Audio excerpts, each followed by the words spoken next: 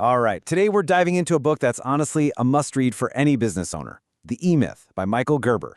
Now, if you've ever felt like your business completely owns you instead of, the other way around, well, you're about to find out exactly why that's happening and, more importantly, what you can actually do about it. Think back to why you started. It all began with a passion, didn't it? Maybe you're just an amazing baker, or a total wizard with code, or maybe you're a master mechanic. Whatever it was, you were an expert at the craft. And you had that thought, hey, I should do this for myself. You were dreaming of freedom, right? Of finally calling your own shots? But the reality, for so many of us, it looks completely different. That passion, it's buried under a mountain of invoices, marketing headaches, and just constantly putting out fires. The freedom you craved now feels more like a prison you built with your own two hands. You're working harder than you ever have, and that dream, it feels a million miles away. So yeah, that really is the million-dollar question, isn't it? How did this business you built on your own talent, turn into such a source of complete exhaustion? Well, the answer lies in a single, fatal assumption that almost everyone makes about what a business really is. And that brings us to our first huge concept, the absolute core problem that Michael Gerber points out.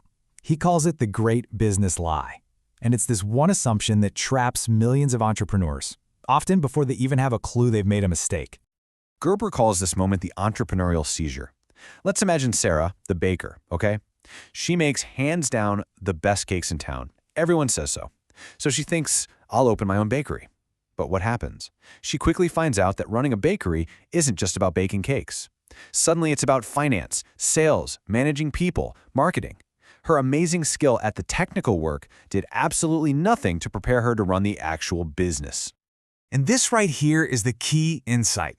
The problem isn't your skill. It's not that you're a bad baker or a bad coder, no. The problem, as Gerber says, is that the visionary, strategic part of you, the entrepreneur inside, has been totally and completely ignored.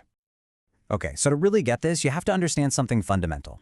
You're not just one person trying to run a business. Nope, you're actually three different people, three distinct personalities all inside you, and they're all fighting for control. And just look at how the power is usually split.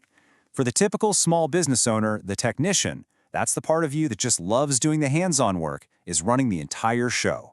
We're talking a massive 70% of your focus. Meanwhile, the entrepreneur, the dreamer, the visionary, they're stuck in the corner with only 10%. This breakdown really shows you the conflict.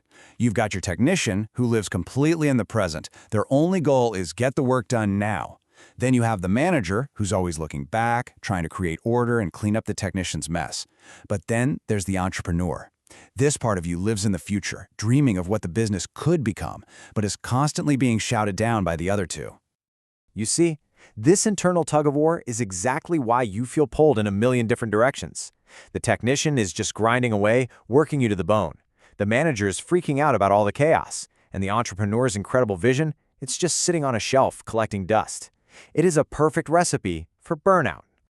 So what's the escape route? How do you break free from this cycle? How do you finally quiet down that frantic technician and let the entrepreneur take the wheel? The answer is actually pretty simple, but it is profound. You need a system. But this requires a huge mental shift. I mean, a really big one. You have to stop working in your business, being the main person doing all the tasks, and you have to start working on your business. What does that mean? It means your new job isn't to bake the cakes anymore. Your new job is to design the perfect, foolproof system for baking cakes, a system that literally anyone could follow.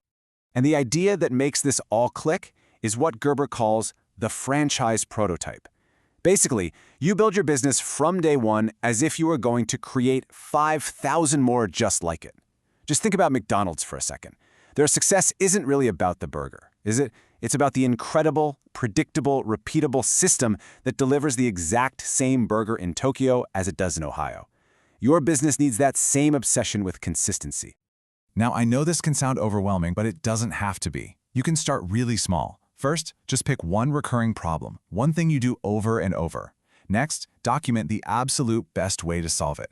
Then, create a super simple checklist for that process. And finally, and this part is crucial, you have to have someone else follow it. That's it. That's your very first step to building a business that can finally run without you. Okay, let's be real. Building systems is work. It takes effort.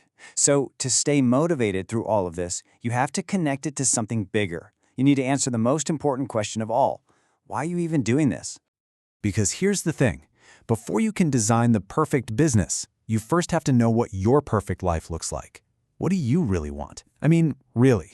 It's a question most business owners are way too busy putting out fires to ever ask themselves. See, your business is supposed to serve your life, not the other way around. Once you get crystal clear on the life you actually want to live, what Gerber calls your primary aim, then you can start strategically building a business that gets you there. The business becomes the vehicle, not the final destination. And when you finally know your destination, that primary aim, suddenly every single decision you make about the business becomes so much clearer. You're not just trying to survive the day anymore. No, you are building a machine, a system, with a very specific and personal purpose. Ultimately, that's what this is all about. It's a transformation. It's about evolving from a technician who basically just owns a really stressful job into a true entrepreneur who owns a valuable asset, a system that produces results and gives you back your freedom and your fulfillment. So, I'm going to leave you with one final question to think about.